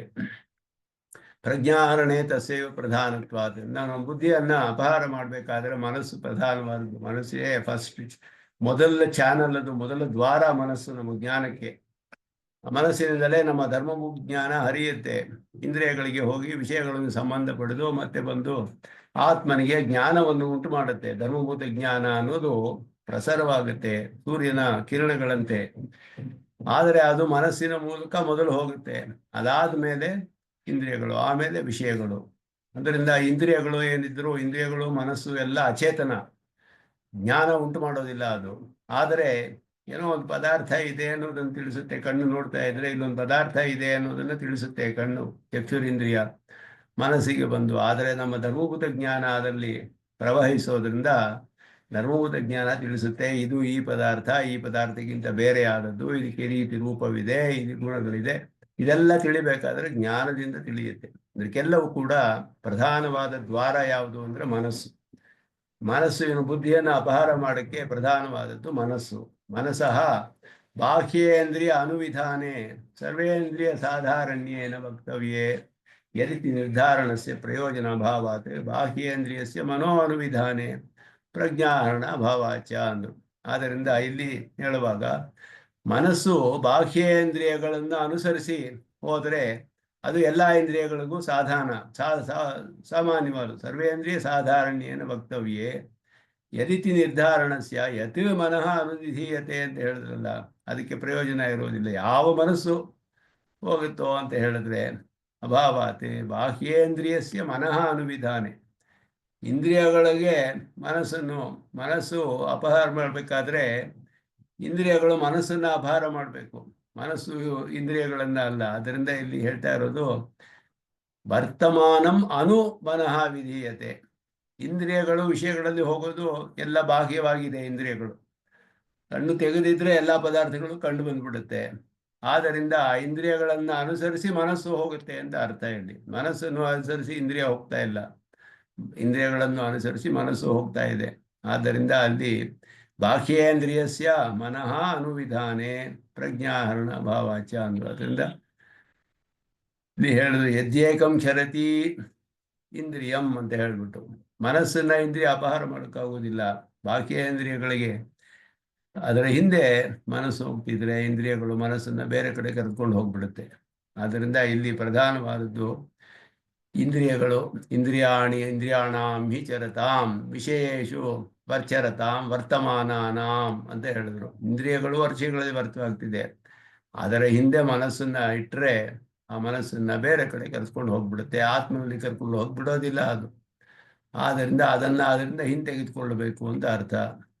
ಯದ್ಯೇಕಂ ಕ್ಷರತಿ ಇಂದ್ರಿಯಂ ಇತಿ ಮನುವಚನೇತು ಮನಸಃ ಅನುಕ್ತತ್ವಾತ್ ಇಂದ್ರಿಯ ಶಬ್ದ ಅಭ್ಯಾಸಾತ್ ಏಕಶಬ್ದ ಬಲಾಚ ನಿರ್ಧಾರಣಾರ್ಥ ಇವ ಅಂತ ಹೇಳಿದಾಗ ಏಕಂ ಕ್ಷರತಿ ಇಂದ್ರಿಯಂ ಅಂತ ಅಲ್ಲಿ ಇಂದ್ರಿಯಗಳಿಗೆ ಮನಸ್ಸು ಅನ್ನೋದು ಹೇಳಲಿಲ್ಲ ಅವರು ಅಲ್ಲಿ. ಆದ್ದರಿಂದ ಇಂದ್ರಿಯಗಳನ್ನು ಸಾಮಾನ್ಯವಾಗಿ ಹೇಳಿದ್ರು. ಇಲ್ಲಿ ಮನಃ ಅನುವಿಧೀಯತೆ ಅಂದರೆ ಮನಸ್ಸನ್ನ ಅಪಹಾರ ಮಾಡುತ್ತೆ ಅನ್ನೋದೇ ಅರ್ಥ ಮಾಡಬೇಕು ಅಂತ ಇಲ್ಲಿ ಹೇಳ್ತಾ ಇದ್ದಾರೆ. ನಚ ತತ್ತುಲ್ಯತ್ವಂ ಅಸ್ಯಾಪಿ ವಾಕ್ಯಸ್ಯ ನಿರ್ಬಂಧನೀಯಮಿತಿ ವರ್ತಮಾನಮನು ಎನ್ಮನಃ ಇತ್ಯಾದಿ. ಸ್ವಲ್ಪ ಸಮರ್ಥನೆ ಮಾಡ್ತಾರೆ ಇಲ್ಲಿ. ಇಂದ್ರಿಯ ವಿಷಯೇಷು ಚರತಾಂ ವರ್ತಮಾನಾನಾಂ ವರ್ತನಂ ಅನು ಮನಃ ವಿಧೀಯತೆ. ಅದನ್ನು ಅನುಸರಿಸಿ ಮನಸ್ಸನ್ನು ಅದರ ಹಿಂದೆಯೇ ಹೋಗೋ ಹಾಗೆ ಮಾಡಿದ್ರೆ ಅಂತ ಅರ್ಥ. ವಿಧೀಯತೆ ಇತ್ಯಸ್ಯ ಕರ್ತೃಪೇಕ್ಷಾಂ ಪೂರಯತಿ ಪುರುಷೇಣ ವಿಧೀಯತೆ ಅಂದರೆ ಅದರ ಹಿಂದೆ ಹೋಗೋ ಹಾಗೆ ಮಾಡಲ್ಪಡುತ್ತೆ. ಯಾರೋ ಮಾಡಿದ್ರೆ ತಾನೇ ಹೋಗುತ್ತೆ ಅದು. ಆದ್ದರಿಂದ ಪುರುಷೇಣ ಅನುವರ್ತ್ಯತೆ. ಕರ್ತ ಆದವನು ಇವನು ಪುರುಷ, ಅವನು ಹಾಗೆ ಮಾಡ್ತಾನೆ ಅದನ್ನ. ಸ್ವಸ್ಯೈವ ಅಯಂ ಅವಿನಯ ಇತಿ ಭಾವ. ಇವನ ಅವಿನಯವೇ ಕಾರಣ ಅದಕ್ಕೆ. ಕರ್ತೃತ್ವ ಇವನಿಗೆ ಇದೆ, ಸಂಕಲ್ಪ ಮಾಡಬಹುದು. ಇವನು ಸಂಕಲ್ಪ ಮಾಡಿದ್ರೆ ಸರಿಯಾದ ರೀತಿಯಲ್ಲಿ ಮನಸ್ಸನ್ನು ವಿಧಿಸಬಹುದು. ಆದರೆ ತಪ್ಪಾದ ರೀತಿಯಲ್ಲಿ ವಿಷಯಗಳ ಹಿಂದೆನೆ ಕಳಿಸ್ತಾ ಇರೋದು ಇವನ ಕೆಲಸವೇ ಅದು. ಅವನದೇ ಅವಿನಯ ಪುರುಷೇಣ ಅನುವರ್ತ್ಯತೆ ಅಂತ ಹೇಳಿದ್ರು. ಅದರಿಂದ ಇದು ಸ್ವಸ್ಯೈವ ಅಯಂ ಅವಿನಯ. ಸ್ವಾಮಿ ದೇಶಿಕನು ಹೇಳ್ತಾರೆ ಇವನ ಅವಿನಯವೇ ಇದು. ಅನಭಿಸಂಹಿತ ದೇಶ ಪ್ರಾಪಣಂ ಹಿ ದೃಷ್ಟಾಂತೆ ಅಭಿಪ್ರೇತಂ. ಇದು ಬಹಳ ಚೆನ್ನಾಗಿ ಹೇಳ್ತಾರೆ ಸ್ವಾಮಿ ದೇಶಿಕನಲ್ಲಿ. ಅನಭಿಸಂಹಿತ ದೇಶ ಪ್ರಾಪಣಂ, ಯಾವುದು ಇವನು ಹೋಗ್ಬೇಕು ಅಂತ ಇಚ್ಛೆ ಪಟ್ಟಿರ್ಲಿಲ್ವೋ, ಅಭಿಸಂಹಿತ ಅಂತ ಸಂಕಲ್ಪ ಮಾಡಿ ಇಲ್ಲಿ ಹೋಗ್ಬೇಕು ಅಂತ ಹೊರಟಿದ್ದಾನವನು. ಅಮೆರಿಕಾಗೆ ಹೋಗ್ಬೇಕು ಅಂತ ಹೊರಟವನು ಎಲ್ಲ ಆಫ್ರಿಕಾ ಹೋಗಿ ಸೇರ್ತಾನೆ ಅಂತ ಅರ್ಥ. ಯಾವುದೋ ಒಂದು ದೇಶಕ್ಕೆ ಹೋಗ್ಬೇಕಂದು ದೃಷ್ಟಾಂತದಲ್ಲಿ ನಮಗೆ ಬೇಡದೇ ಇರುವ ದೇಶಕ್ಕೆ ಕರ್ಕೊಂಡು ಹೋಗ್ಬಿಡುತ್ತೆ ಇಂದ್ರಿಯ ಅಂತ ಅರ್ಥ ಒಂದು ಜಾಗಕ್ಕೆ. ಅದನ್ನ ದೃಷ್ಟಾಂತದಲ್ಲಿ ಅನಭಿಧಮಿತ ದೇಶ ಪ್ರಾಪಣಂ, ಇಷ್ಟವಿಲ್ಲದೆ ಇರೋ ದೇಶಕ್ಕೆ ಕರ್ಕೊಂಡು ಹೋಗುತ್ತೆ ದೃಷ್ಟಾಂತದಲ್ಲಿ ಅಭಿಪ್ರೇತ. ಅದುವೇ ಅಲ್ಲಿ ಅಭಿಪ್ರಾಯ ಅನ್ನ ಹರತೇಹೇ ವಿನಾಶನಾರ್ಥದ ಭ್ರಮವ್ಯುದಾಸಾಯ. ಹರತಿ ಅಂದರೆ ನಾಶಪಡಿಸುತ್ತೆ ಅಂತ ಅರ್ಥವಲ್ಲ, ಬೇರೆ ಕಡೆ ಕರ್ಕೊಂಡು ಹೋಗ್ಬಿಡುತ್ತೆ ಅಂತ ಅರ್ಥವನ್ನ ಇಲ್ಲಿ ದೃಷ್ಟಾಂತದಲ್ಲಿ ವಾಯುರ್ನಾವಿಮಾಂಬಸಿ ವಿಷಯ ಪ್ರವಣಾಂ, ವಿಷಯದಲ್ಲಿಯೇ ಪ್ರಾವಣ್ಯ ಉಂಟಾಗ ಹಾಗೆ ಮಾಡುತ್ತೆ. ಅಂಬಸಿ ಇತ್ಯಸ್ಯ ಹರತಿನ ಅನ್ವಯ ಭ್ರಾಂತಿಮಪಾಕರೋತಿ ಅಂಬಸಿ ನಿಯಮಾನ. ಅಂಬಸಿ ತದಸ್ಯ ಹರತಿ ಪ್ರಜ್ಞಾಂ ನಾವು ವಾಯುರ್ನಾವಿಮಾಂಬಸಿ ಅಂತ ಹೇಳಿದಾಗ ಅಂಬಸಿ ಹರತಿ ಅಂತ ಹೇಳ್ದ, ಅಂಬಸಿ ನಿಯಮಾನಾಂ ಅಂತ ಅರ್ಥ. ಅನಿಷ್ಟ ವಿಷಯ ಪ್ರಾಪಣ ನಿದರ್ಶನತ್ವಾಯುಕ್ತಂ ಪ್ರತಿಕೂಲ. ಇದು ಅನಿಷ್ಟ ವಿಷಯದಲ್ಲಿ ಕರ್ಕೊಂಡು ಹೋಗೋದಕ್ಕೆ ನಿದರ್ಶನ. ಇಷ್ಟವಾಗದ ವಿಷಯಗಳಲ್ಲಿ ಕರ್ಕೊಂಡು ಹೋಗ್ಬಿಟ್ಟು ಬಿಡುತ್ತೆ. ಆದ್ದರಿಂದ ಇಲ್ಲಿ ಪ್ರತಿಕೂಲ ವಾಯು ಅಂತ ಹೇಳಿದ್ರು. ಇಲ್ಲಿ ವಾಯು ಅಷ್ಟೇ ಶ್ಲೋಕದಲ್ಲಿ ಹೇಳಿರೋದು. ಹರತಿ ಪ್ರಜ್ಞಾ ವಾಯು ನಾವು ಸಾಮಾನ್ಯ ವಾಯು ಅಲ್ಲ, ಇದು ಪ್ರತಿಕೂಲವಾದ ವಾಯು. ಬೇರೆ ಯಾವುದೋ ದೇಶಕ್ಕೆ ಕರ್ಕೊಂಡು ಹೋಗ್ಬಿಟ್ಬಿಡುತ್ತೆ. ಇವನು ಯಾವ ದೇಶಕ್ಕೆ ಹೊರಟಿದ್ದಾನೋ ಅದಕ್ಕೆ ಹೋಗಿದೆ. ಇವನು ಆತ್ಮ ಅವಲೋಕನ ಮಾಡಬೇಕು ಅಂತ ಹೊರಟವನಿಗೆ ವಿಷಯಗಳಲ್ಲಿ ಹೊರಟುಬಿಡುತ್ತೆ ಮನಸ್ಸು ಅನ್ನೋದು ಇಲ್ಲಿ ಸ್ವಾಮಿ ದೇಶಕನ್ ಬಹಳ ಚೆನ್ನಾಗಿ ಇಲ್ಲಿ ವಿವರಿಸ್ತಾರೆ ಅದನ್ನು. ಅದು ನಮಗೆ ಅನಭಿಸಂಹಿತ ದೇಶ ಪ್ರಾಪಣಂ ಅಂತ ಹೇಳಿ ದೃಷ್ಟಾಂತದಲ್ಲಿ ಅದನ್ನ ಹೇಳಿದ್ರು. ಇಂದ್ರಿಯಾಣಾಂ ಹಿ ಚರತಾಂ ಯನ್ ಮನಃ ಅನುವಿಧೀಯತೆ. ಇಂದ್ರಿಯಗಳ ಹಿಂದೆಯೇ ಮನಸ್ಸನ್ನು ಕಳಿಸಿದ್ರೆ ತದಸ್ಯ ಹರತಿ ಪ್ರಜ್ಞಾಂ, ಅದು ಇವನ ಪ್ರಜ್ಞೆಯನ್ನು ನಾಶಪಡಿಸ್ಬಿಟ್ಟು ಆ ಮನಸ್ಸು ಇವನ ಜ್ಞಾನವನ್ನು ಬುದ್ಧಿಯನ್ನು ನಾಶಪಡಿಸುತ್ತೆ. ಇವನೇನು ನಿಶ್ಚಯ ಮಾಡಿದ ಬುದ್ಧಿ ಅಂದರೆ ನಿಶ್ಚಯ ಅಧ್ಯವಸಾಯ, ಏನು ಇವನು ದೃಷ್ಟಿ ಅಧ್ಯವಸಾಯ ಮಾಡಿದ್ದ ನಿಶ್ಚಯ ಮಾಡಿದ್ದ ಅಂದರೆ ಆತ್ಮಾವಲೋಕನ ಮಾಡ್ತೀನಿ ಅಂತ ಕೂತ್ಕೊಂಡಿದ್ದಾನೆ ಧ್ಯಾನ ಮಾಡೋಕ್ಕೆ. ಆದರೆ ವಿಷಯಗಳಲ್ಲಿ ಹೋಗ್ಬಿಡುತ್ತೆ. ಯಾಕೆ ಅಂದರೆ ಆ ವಾಸನೆ ಅನ್ನೋದು ಇವನನ್ನು ಬಲವಾಗಿ ಎಳೆದುಕೊಂಡು ಹೋಗ್ಬಿಡುತ್ತೆ. ಆ ಭಗವಂತನ ದಿವ್ಯಮಂಗಳ ವಿಗ್ರಹದ ಧ್ಯಾನ ಮಾಡದೆ ಸ್ವಯತ್ನದಿಂದಲೇ ನಾನು ಪ್ರಯತ್ನ ಪಡ್ತೀನಿ ಅಂತ ಹೊರಟವನಿಗೆ ಈ ರೀತಿ ಅನರ್ಥ ಉಂಟಾಗುತ್ತೆ ಅನ್ನೋದು ಇಲ್ಲಿ ಹೇಳೋದು, ಪ್ರತಿಕೂಲವಾಗ್ಬಿಡುತ್ತೆ ಅಂತ ಹೇಳಿ. ತಸ್ಮಾತ್ ಯಸ್ಯ ಮಹಾಬಾಹೋ ನಿಗೃಹೀತಾನಿ ಸರ್ವಶಃ ಇಂದ್ರಿಯಾಣಿ ಇಂದ್ರಿಯಾರ್ಥೇಭ್ಯ ತಸ್ಯ ಪ್ರಜ್ಞಾ ಪ್ರತಿಷ್ಠಿತ. ಯಾರು ಎಲ್ಲವನ್ನು ನಿಯಮನದಲ್ಲಿ ಇಟ್ಟಿದ್ದಾನೋ ಅವನಿಗೆ ತಾನೇ ಅದು ಸಾಧ್ಯ. ತಸ್ಮಾತ್ ಉಕ್ತೇನ ಪ್ರಕಾರೇಣ, ಎರಡಕ್ಕೂ ಅದುವೇ. ಹಿಂದಿನಕ್ಕೂ ಹೇಳಿದಾಗ ಪುನಃ ಅಪಿ ಉಕ್ತೇನ ಪ್ರಕಾರೇಣ ಇಂದ್ರಿಯ ನಿಯಮನಂ ಅಕುರ್ವತಃ ಅನರ್ಥಮಾಹ. ಆದ್ದರಿಂದ ಉಕ್ತೇನ ಪ್ರಕಾರೇಣ ಇಂದ್ರಿಯ ನಿಯಮನ ಮಾಡಬೇಕು ಅಂತ ಅರ್ಥ ಇಲ್ಲಿ. ಅದನ್ನು ಮುಂದಿನ ಶ್ಲೋಕದಲ್ಲಿ ಹೇಳ್ತಾರೆ. ತಸ್ಮಾತ್ ಉಕ್ತೇನ ಪ್ರಕಾರೇಣ ಅಂದರೆ ಶುಭಾಶ್ರೇಮಯಿ ನಿವಿಷ್ಟ ಮನಸಃ. ತುಂಬ ಪ್ರಧಾನವಾದ ಉಪದೇಶ. ಪರಮಾತ್ಮನ ಧ್ಯಾನವಿಲ್ಲದೆ ಅವನ ಅನುಗ್ರಹವಿಲ್ಲದೆ ಯಾವುದನ್ನು ಸಾಧ್ಯವಿಲ್ಲ ಸಾಧಿಸೋದಕ್ಕೆ. ಶುಭಾಶ್ರಯ ಮೈ ನಿವಿಷ್ಟ ಮನಸಃ ಯಸ್ಯ ಇಂದ್ರಿಯಾಣಿ ಇಂದ್ರಿಯಾರ್ಥೇಭ್ಯ ಸರ್ವಶಃ. ಮನಸ್ಸಿಗೆ ಯಾವಾಗಲೂ ಒಂದು ಆಲಂಬನೆ ಇರಬೇಕು. ಆದ್ದರಿಂದ ಆಲಂಬನೆ ಇಲ್ಲದೆ ಹೋದರೆ ಆ ವಾಸನಾ ಬಲದಿಂದ ವಿಷಯಗಳನ್ನೇ ಅರಿಸ್ಕೊಂಡು ಹೋಗ್ಬಿಡುತ್ತೆ. ಅದಕ್ಕೆ ಬೇರೆ ಒಂದು ಒಳ್ಳೆಯ ಆಲಂಬನೆ ಕೊಟ್ಟರೆ ಆಗ ಅವನಿಗೆ ಸಾಧ್ಯವಾಗುತ್ತೆ ಅದನ್ನು ಹಿಂದಿರುಗಿಸೋಕೆ. ಆಲಂಬನೆ ಹೇಗಿರಬೇಕು ಅಂದರೆ ಅದರಿಂದ ನಮಗೆ ನಮ್ಮ ದೋಷವೆಲ್ಲ ಹೋಗೋ ಹಾಗೆ ಇರಬೇಕು, ಅಲ್ಲಿ ಹೋಗದೇ ಇರೋ ಹಾಗೆ. ಈ ವಿಷಯಗಳಲ್ಲಿ ಹೋಗೋದಕ್ಕೆ ಯಾವ ಕಾರಣವೋ ಅದನ್ನು ನಾಶ ಮಾಡುವಂತಹ ಆಲಂಬನೆ ಆಗಬೇಕದು.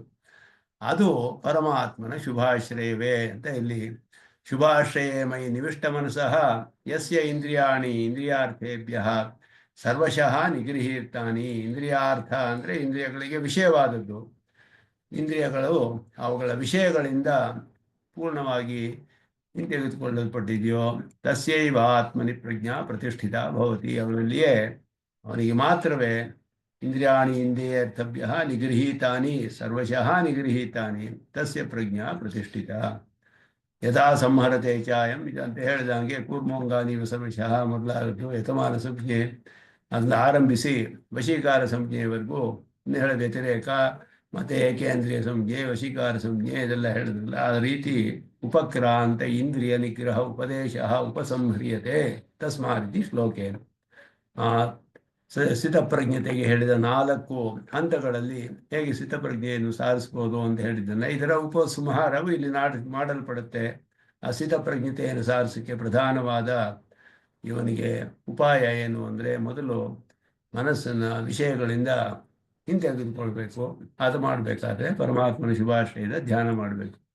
ತಸ್ಮಾದಿತಿ ಇಂದ್ರಿಯ ಅನುವಿಧಾಯಿನಃ ಮನಸಃ ಪ್ರಜ್ಞಾ ಪ್ರತಿಷ್ಠಾ ವಿರೋಧಿತ್ವಾತ್ ಅಂತ ಹೇಳುತ್ತೆ. ತಸ್ಮಾತ್ ಇಲ್ಲಿ ಹೀಗೆ ಈ ಕಾರಣದಿಂದ ಅಂತ ಅರ್ಥ. ಇಂದ್ರಿಯಗಳಲ್ಲಿಯೇ ಹೋದು ಮನಸ್ಸು ಹೋದರೆ ಪ್ರಜ್ಞಾ ಪ್ರತಿಷ್ಠಿತವಾಗದೇ ಇರೋದ್ರಿಂದ ಇಂದ್ರಿಯ ಪ್ರಜ್ಞಾ ಪ್ರತಿಷ್ಠೆಗೆ ವಿರುದ್ಧವಾದ್ದರಿಂದ ಹೇಳಿದ ಹಾಗೆ ಶುಭಾಶ್ರಯದಲ್ಲಿ ಮನಸ್ಸನ್ನು ನಿಲ್ಲಿಸಿ ನಿಗ್ರಹ ಹೇತು ಪ್ರಾಗುಕ್ತಂ ಅನುಕರಿಸತಿ ಉಕ್ತೇನ ಪ್ರಕಾರೇಣ. ಇದು ನಿಗ್ರಹದ ಕಾರಣ. ಇಂದ್ರಿಯ ನಿಗ್ರಹಗಳಿಗೆ ಉಪಾಯವನ್ನು ಇಲ್ಲಿ ಹೇಳ್ತಾರೆ, ಕಾರಣವನ್ನು. ಏವಂ ನಿಯತೇಂದ್ರಿಯಸ್ಯ ಪ್ರಸನ್ನ ಮನಸಃ ಸಿದ್ಧಿಮಾಹ. ಇಲ್ಲಿ ಕಡೆ ಶ್ಲೋಕ ಇನ್ನು ಮುಂದೆ ಇನ್ನು ಇದರ ಫಲವು ಹೇಳಲ್ಪಡುತ್ತೆ. ಇವಾಗ 2-3 ಶ್ಲೋಕಗಳಿಂದ ಇದರ ಫಲ ಹೇಳಲ್ಪಡುತ್ತೆ. ಅವನಿಗೇನು ಸಿದ್ಧಿ ಆಗುತ್ತೆ ಇದರಿಂದ. ನಿಯತೇಂದ್ರಿಯಸ್ಯ ಪ್ರಸನ್ನ ಮನಸಃ, ಪರಿಶುದ್ಧವಾದ ಮನಸ್ಸಿಂದ ಇಂದ್ರಿಯಗಳನ್ನೆಲ್ಲ ನಿಗ್ರಹ ಮಾಡಿಕೊಂಡವನಿಗೆ ಏನು ಸಿದ್ಧಿಸುತ್ತೆ. ಯಾ ನಿಶಾ ಸರ್ವಭೂತಾನಾಂ ತಸ್ಯಾಂ ಜಾಗೃತಿ ಸಂಯಮಿ ಯಸ್ಯಾಂ ಜಾಗೃತಿ ಭೂತಾನಿ ಸಾ ನಿಶಾ ಪಶ್ಯತೋ ಮುನೇಹೇ. ಬಹಳ ಸುಂದರವಾದ ಶ್ಲೋಕ. ಇದರಲ್ಲಿ ಸ್ವಾಮಿ ದೇಶಿಕನ್ ವಿಶೇಷವಾಗಿ ಭಾಷ್ಯಕಾರರು ಹೇಳಿರುವ ವಾಕ್ಯಕ್ಕೆ ಹೇಗೆ ಅದನ್ನ ಅರ್ಥ ಮಾಡ್ಕೊಳ್ಬೇಕು, ಯಾಕೆ ಭಾಷ್ಯಕಾರರು ಹೀಗೆ ಅರ್ಥ ಮಾಡಿದ್ದಾರೆ ಅಂತ ತಿಳಿಸ್ತಾರೆ ಸ್ಪಷ್ಟವಾಗಿ. ಯಾ ಆತ್ಮ ವಿಷಯ ಬುದ್ಧಿ ಸರ್ವಭೂತಾನಾಂ ನಿಶಾ ಅಂತ ಹೇಳಿದ್ರು. ಸರ್ವಭೂತಾನಾಂ ಒಂದು ಪ್ರಧಾನವಾದ ಶಬ್ದ ಇಲ್ಲಿ. ಸರ್ವ ಅನ್ನುವ ಶಬ್ದ ಇಲ್ಲಿ. ನಿಶಾ ಅನ್ನುವುದು ಕತ್ತಲೆ ಅನ್ನುವ ಅರ್ಥದಲ್ಲಿದೆ. ರಾತ್ರಿ ಅಂತ ಅರ್ಥ. ನಿಶಾ ಅಂತ ಹೇಳಿದ್ರೆ ರಾತ್ರಿ ಅಂತ ಅರ್ಥ. ಸರ್ವಭೂತಾನಾಂ ನಿಶಾ ಅಂತ ಹೇಳಿದ್ರೆ ಪ್ರಪಂಚದಲ್ಲಿರುವ ಎಲ್ಲರಿಗೂ ಏಕಕಾಲದಲ್ಲಿ ರಾತ್ರಿ ಉಂಟಾಗೋದಿಲ್ಲ. ಸ್ವಾಮಿ ದೇಶಿಕನ್ ತಿಳಿಸ್ತಾರೆ ಅದನ್ನ. ಅಮೆರಿಕಾದವ್ರಿಗೆ ಹಗಲಾದ್ರೆ ನಮಗಿಲ್ಲಿ ರಾತ್ರಿ ಆಗುತ್ತೆ. ಆದ್ದರಿಂದ ಸರ್ವಭೂತಾನಾಂ ನಿಶಾ ಅನ್ನೋದು ಈ ಸೂರ್ಯನ ಚಲನೆಯಿಂದ ಉಂಟಾಗುವ ಹಗಲು ರಾತ್ರಿ ವಿಭಾಗವಲ್ಲ ಈ ರಾತ್ರಿ ಅಂತ ಹೇಳಲ್ಪಡೋದು. ಆದ್ದರಿಂದ ಇದನ್ನ ಆತ್ಮ ವಿಷಯ ಬುದ್ಧಿ ಅಂತ ಹೇಳಿದ್ರು. ಆತ್ಮ ವಿಷಯವಾದ ಬುದ್ಧಿಯಲ್ಲಿ ಎಲ್ಲರಿಗೂ ಅಜ್ಞಾನವಿದೆಯೋ ನಿಶಾ ಅಂತ ಹೇಳಿದ್ರೆ ಅದು ಪ್ರಕಾಶವಾಗೋದಿಲ್ಲ ಅಂತ ಅರ್ಥ. ನಿಷೇವ ಅಪ್ರಕಾಶ, ನಿಶಾ ಇವ ಅಪ್ರಕಾಶ, ಪ್ರಕಾಶವಾಗುವುದಿಲ್ಲ, ಕತ್ತಲೆಯಲ್ಲಿ ಕಾಣೋದಿಲ್ವಲ್ಲ. ಹಾಗೆ ಆತ್ಮ ವಿಷಯವಾದ ಬುದ್ಧಿ ಎಲ್ಲರಿಗೂ ಸರ್ವಭೂತಾನಾಂ ಅನ್ನೋದು ಸರ್ವ ಅನ್ನೋದು ಪೂರ್ಣವಾಗಿ ತೆಗೆದುಕೊಳ್ಬೇಕು ಅರ್ಥ ಇಲ್ಲಿ. ಎಲ್ಲರಿಗೂ ಯಾವುದು ಕತ್ತಲೆಯೋ ಯಾವ ವಿಷಯದಲ್ಲಿ ಆತ್ಮ ವಿಷಯ ಬುದ್ಧಿ ಅಂತ ಹೇಳುದು. ಬುದ್ಧಿ ಅನ್ನೋದು ಸ್ತ್ರೀಲಿಂಗ ಶಬ್ದ. ಆದ್ದರಿಂದ ಇಲ್ಲಿ ಯಾ ಬುದ್ಧಿ ಸ್ತ್ರೀಲಿಂಗ ಶಬ್ದವೇ. ಅದರಿಂದ ಮನಸ್ಸು ಬುದ್ಧಿ ಇದೆಲ್ಲ. ಮನಸ್ಸು ಅನ್ನೋದು ನಪುಂಸಕಲಿಂಗ. ಇಲ್ಲಿ ಬುದ್ಧಿ ಅಂತ ಮಾಡಿದ್ರು, ಯಾ ಅಂತ ಹೇಳಿದ್ರಿಂದ. ಸರ್ವಭೂತಾನಾಂ ನಿಶಾ, ನಿಶಾ ಇವ ಅಪ್ರಕಾಶ. ತಸ್ಯ ಆತ್ಮ ವಿಷಯಾಯಾಂ, ತಸ್ಯಾಂ ಆತ್ಮ ವಿಷಯಾಯಾಂ ಬುದ್ಧೌ ಇಂದ್ರಿಯ ಸಂಯಮಿ ಪ್ರಸನ್ನ ಮನಃ ಜಾಗರ್ತಿ.